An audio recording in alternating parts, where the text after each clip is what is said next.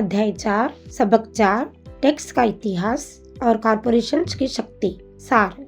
कई लोग robin hood को नायक मानते हैं, जो अमीरों से पैसे लेता था और गरीबों को पैसा देता था। अमीर डैडी की यह धारणा नहीं थी, वे रॉबिन हुड को अपराधी कहते थे। हालांकि लोकप्रिय धारणा यह है कि अमीरों को ज्यादा टैक्स देना चाहिए और गरीबों को पैसा देना चाहिए, लेकिन सच तो यह है कि यह मध्यम वर्ग होता है जिस पर भारी टैक्स लगता है, खास तौर पर शिक्षित उच्च आय वाला मध्य वर्ग। यह कैसे होता है, यह समझने के लिए रॉबर्ट टैक्स का संक्षिप्त इतिहास बताते हैं। इंग्लैंड और अमेरिका में मूलतः कोई टैक्स नहीं था, केवल युद्ध जैसी चीजों के लिए कभी कभार अस्थायी टैक्स वसूल किया जाता था।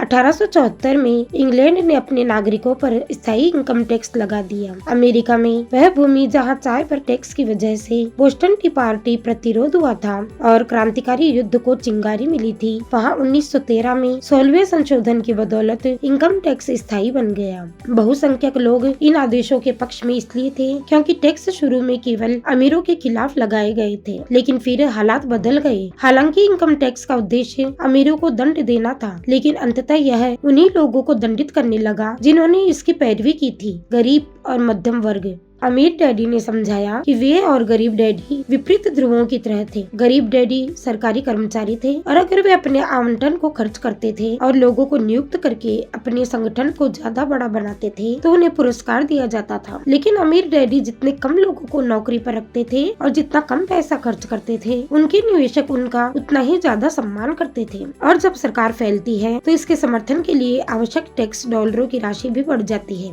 गरीब डैडी को सचमुच यह विश्वास था कि सरकार लोगों की मदद करनी चाहिए। उन्होंने और रॉबर्ट की मां ने पीस कॉर्प में काम करते हुए मलेशिया, थाईलैंड और फिलीपींस जाने वाले स्वयंसेवकों को प्रशिक्षित किया था। ज्यादा लोगों को नियुक्त करने के लिए वे हमेशा ज्यादा अनुदान और बजट की मांग करते रहते थे। रॉबर्ट के लिए एक चुनौती थी कि वे शहर के सबसे बड़े पूंजीपतियों में से एक की खातिर काम करें और फिर घर पर एक शीर्ष सरकारी अधिकारी के पास जाएं। किस डैडी पर भरोसा किया जाए, यह जानना आसान नहीं था। लेकिन जब रॉबर्ट ने टैक्स के इतिहास का अध्ययन किया तो उन्हें एक रोचक चीज पता चली। जब सरकार के पैसे की भूख बढ़ी तो जल्दी ही मध्य वर्ग पर भी टैक्स लगा दिया गया और वहाँ से यह नीचे की ओर खिसकता चला गया। लेकिन अमीरों ने एक अवसर देखा क्योंकि वे अलग नियमों से खेलते हैं।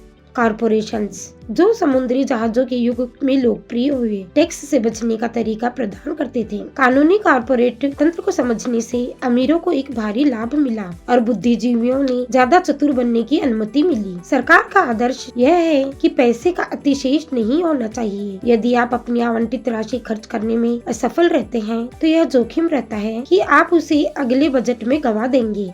दूसरी ओर व्यवसायियों को पैसे बचाने के लिए पुरस्कृत किया जाता है और उनकी कार्यकुशलता की प्रशंसा की जाती है। जब सरकार ने अपने आदर्श जारी रखे और ज्यादा पैसे खर्च करती चली गई तो ज्यादा टैक्सों की जरूरत पड़ी, इस बार मध्य वर्ग और अंततः गरीबों पर।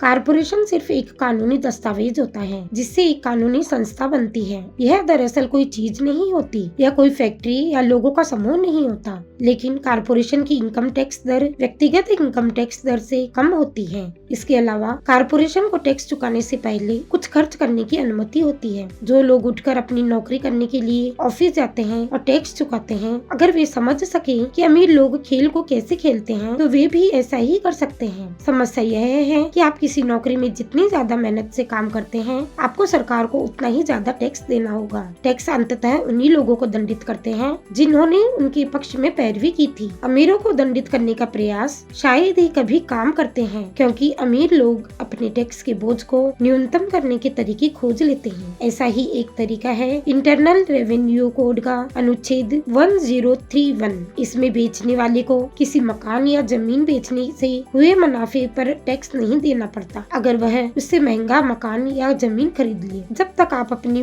पुरानी रियल एस्टेट बेचकर ज्यादा महंगी रियल एस्टेट खरीदते रहें, तब तक आपको मुनाफे पर टैक्स नहीं देना पड़ता। जो लोग कानून द्वारा दी जाने वाली इन टैक्स बचतों का लाभ नहीं लेते हैं, वे अपनी संपत्ति वाले कॉलम को मजबूत करने का बहुत बड़ा मौका गंवा रहे हैं। जब अमीर डैडी रॉबर्ट को मार्गदर्शन दे रहे थे तो उन वर्षों में वे उन्हें यह सिखाने की कोशिश कर रहे थे कि ज्ञान ही शक्ति है और पैसे के साथ वह भारी शक्ति शक्ति आती है जिसे बनाए रखने और कई गुना करने के लिए सही ज्ञान की जरूरत होती है। इस ज्ञान के बिना संसार आपको चारों ओर धकाता रहता है। टैक्स अधिकारी वह दबंग व्यक्ति होता है जो हमेशा ज्यादा ले लेगा बशर्ते आप उसे लेने देंगे। अपने पैसे से अपनी खातिर काम कराकर उसे ऐसा ना करने दे। चतुर टैक्स परामर्शदाता और वकीलों की फीस चुकाने से फायदा होता है क्योंकि यह सरकार को टैक्स देने से ज्यादा सस्ता पड़ता है। कानून न जानना महंगा पड़ता है। लगभग 25 साल के आसपास जब वे मरीन कॉर्प से बाहर निकले और जेरोक्स के लिए काम कर रहे थे, तब रॉबर्ट निराश हुए कि उनके वेतन से कितना ज्यादा टैक्स कट जाता है। इससे वे 1974 में अपना पहला कारपोरेशन बनाने के लिए प्रेरित हुए।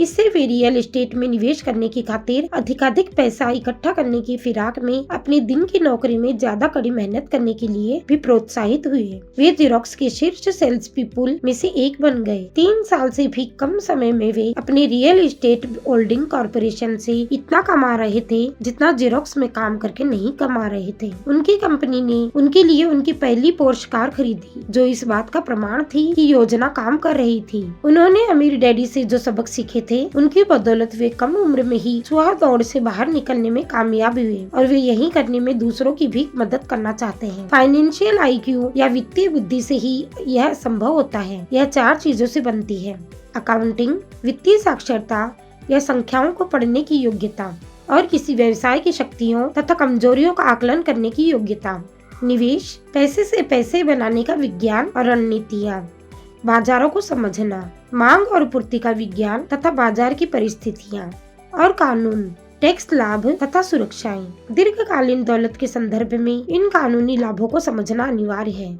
मिसाल के तौर पर कारपोरेशन टैक्स चुकाने से पहले कुछ खर्च कर सकता है, जबकि कर्मचारी पर पहले टैक्स लगता है और फिर यह बचे हुए पैसों से खर्च करता है। कारपोरेशन के लिए हवाई में बोर्ड मीटिंग, कार का भुगतान और बीमा तथा हेल्थ क्लब सदस्यताएं टैक्स से पहले के खर्चों में शामिल हो सकती हैं। कारपोरेशन मुकदमों से भी कानूनी सुरक्षा प्रदान करते हैं। जब कोई किसी दौलतमंद व्यक्ति पर दावा ठोकता है तो उन्हें अक्सर कानूनों की संरक्षण की परतें मिलती हैं और अक्सर यह पता चलता है कि वह दौलतमंद व्यक्ति दरअसल किसी चीज का स्वामी नहीं है। वे हर चीज को नियंत्रित करते हैं लेकिन किसी चीज के स्वामी नहीं होते। जो लोग वैध संपत्तियों के स्वामी हैं, रॉबर्ट उनसे कारपोरेशनों के लाभों तथा सुरक्षाओं के बारे में ज्यादा पता लगाने का आग्रह करते हैं। गैरेट सडन की पुस्तक सहायता कर सकती है। सारांश में, कारपोरेशन वाले बिजनेस मालिक पहला कमाते हैं, दूसरा खर्च करते हैं और तीसरा टैक्स चुकाते हैं। वे कर्मचारी जो कारपोरेशनों के लिए काम करते हैं पहला कमाते हैं, दूसरा टैक्स चुकाते हैं, तीसरा खर्च करते हैं। बाय गोलार्ध कपल। अकाउंटिंग वित्तीय साक्षरता यह संख्याएं पढ़ने की योग्यता है। यह एक अत्यंत महत्वपूर्ण योग्यता है। अगर आप एक साम्राज्य बनाना चाहते हैं, आप जितने ज्यादा पैसों के लिए जिम्मेदार होते हैं उतनी ही ज्यादा सटीकता की आवश्यकता होती है, वरना मकान भरा कर गिर जाता है। दाएं गोलार्ध कपल।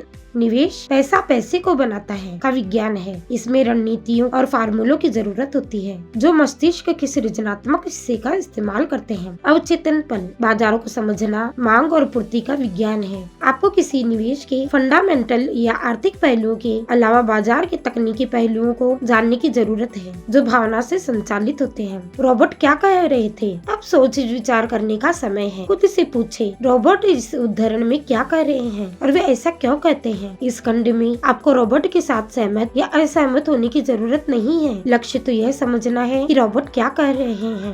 याद रखें, यह पाठ्यक्रम सहयोगी और समर्थक बनने के लिए तैयार किया गया है। 2 दिमाग से एक बेहतर होते हैं। अगर आप रॉबर्ट की कही बात को नहीं समझ पाते हैं तो संकोच ना करें, समझने में मदद मांगे। हर उदाहरण पर बातचीत करने का समय निकालें जब तक कि आप इसे समझ ना लें। मेरे अमीर डैडी ने खेल को चतुराई से खेला और उन्होंने इसे कारपोरेशनों के जरिए खेला। अमीरों का सबसे बड़ा रहस्य, वास्तविकता यह है कि अमीर लोगों पर टैक्स नहीं लगता है। यह तो मध्य वर्ग और जो गरीबों के लिए भुगतान करता है, खास तौर पर शिक्षित उच्च आय वाला मध्य वर्ग। हर बार जब लोग अमीरों को दंडित करने की कोशिश करते हैं तो अमीर चुपचाप नहीं मान जाते, वे प्रतिक्रिया करते हैं। उनके पास परिस्थितियों को बदलने के लिए पैसा, शक्ति और इरादा होता है। वे वहाँ चुपचाप बैठकर स्वेच्छा से ज्यादा टैक्स का भुगतान नहीं करते हैं। यदि आप पैसे के लिए काम करते हैं तो आप शक्ति अपने नियोक्ता के हाथ में सौंप देते हैं। यदि पैसा आपके लिए काम करता है तो आप शक्ति रखते हैं और इसे नियंत्रित करते हैं। जो व्यक्ति किसी कारपोरेशन द्वारा प्रदत्त टैक्स लाभों तथा सुरक्षाओं को समझता है वह उस व्यक्ति से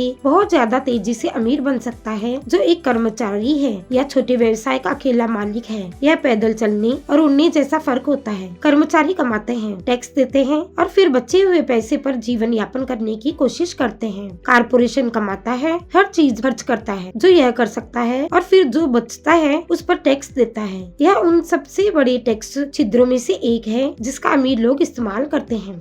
अतिरिक्त प्रश्न। अब इस अध्याय में रॉबर्ट की कई बातों की समझ के साथ इसमें बताई कहानियों को खुद पर और अपने जीवन पर लागू करने का समय है। खुद से नीचे दिए गए प्रश्न पूछें और अपने अध्ययन साझेदार के साथ उन पर विचार विमर्श करें। खुद के साथ और अपने साझेदार के साथ ईमानदार बने। आप जो जवाब दे रहे हैं अगर उनमें से कुछ आपको पसंद नहीं आते हैं तो खुद से पूछें कि क्या आप बदलने के लिए तैयार हैं। अपने विचारों तथा मानसिकता को बदलने की चुनौती को स्वीकार करें। पहला, क्या आप रॉबिन हुड के बारे में अमीर डैडी के आकलन से सहमत हैं कि वह एक अपराधी था? क्यों या क्यों नहीं? दूसरा, क्या टैक्स ने सरकारी व्यय के साथ एक ज्यादा बड़ी समस्या उत्पन्न कर दी है? तीसरा, क्या आप सोचते हैं कि मध्य वर्ग के सदस्यों और गरीब लोगों को इस बात का एहसास है कि टैक्स का बोझ उनके कंधों पर पड़ गया है? इसके आप पर क्या प्रभाव देखते हैं? चौथा, आपके विश्वास पूंजीवाद के झंडे तले आते हैं या समाजवाद के? सोचने के प्रत्येक तरीके के लाभ और हानियां क्या हैं? पांचवा, क्या टैक्स चुकाने के बचने के लिए अमीर कारपोरेशनों का लाभ इस्तेमाल करके सही काम करते हैं? क्या आप सोचते हैं कि अगर ज्यादा लोग इस सिस्टम को बेहतर समझ लें तो वो भी ऐसा ही कर सकते हैं? छठा, वे विशिष्ट तरीके कौन से हैं जिनसे आप अपनी संपत्तियों के लिए कॉरपोरेशन का इस्तेमाल करके लाभान्वित हो सकते हैं? शब्दावली की परिभाषाएं। 1031 इंटरनल रेवेन्यू कोड के खंड 1031 का लोकप्रिय रूप जो यह अनुमति देता है कि कोई व्यक्ति किसी जमीन या मकान बेचने से हुए मुनाफे पर टैक्स चुकाने में विलंब कर सकता है यदि यह इसके बदले में ज्यादा महंगी जमीन या मकान खरीद ले। कारपोरेशन केवल एक कानूनी दस्तावेज जो बिना आत्मा के एक कानूनी शरीर बनता है। यह कोई बड़ी इमारत या फैक्ट्री या लोगों का समूह नहीं होता। इसका इस्तेमाल करने से अमीर की दौलत सुरक्षित रहती है। वित्तीय IQ वित्तीय बुद्धि जो वित्तीय शिक्षा के फलस्वरूप आती है। उच्च वित्तीय IQ वाले लोग अमीर बनने के लिए दूसरे लोगों के पैसों का इस्तेमाल करना सीखते हैं। वित्तीय साक्षरता फाइनेंशियल स्टेटमेंट पढ़ने और समझने की योग्यता जिनसे आपको किसी व्यवसाय की शक्तियों और कमजोरियों को समझने की अनुमति मिलती है।